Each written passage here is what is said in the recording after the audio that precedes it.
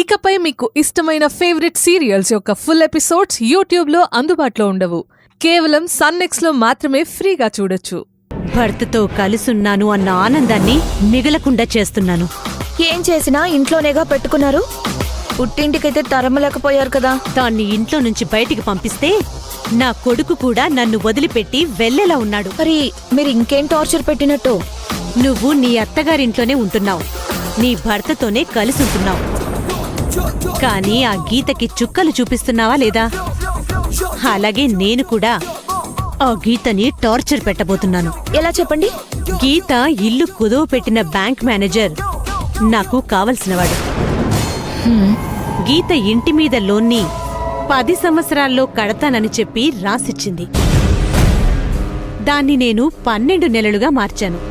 Already 4 నెలలైపోయింది. మిగిలిన్న 8 నెలల్లో 8 లక్షలు కట్టకపోతే ఇంటిని జప్తు చేస్తారు.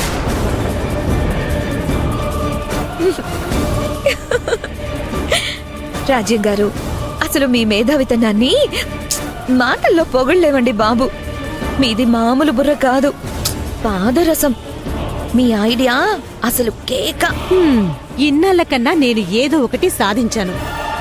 అక్కడే ఉండి నువ్వేం సాధించావు? ఈ పూర్ణిమని అంత తక్కువ అంచనా వేయకండి. మీరెవ్వరూ జన్మలో కనిపెట్టలేనంత గొప్ప నిజాన్ని నేను కనిపెట్టాను. ఆహా, ఏమిటో? ఆ అంజలి ఎవరి కూతురో తెలుసా? ఎవరి కూతురు?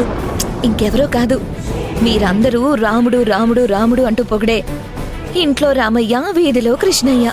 ఆయనే అంజలి తండ్రి. అంటే అంటే ఏంటే? ఎగ్జాక్ట్లీ, మా బావ రామునే అంజలి తండ్రి.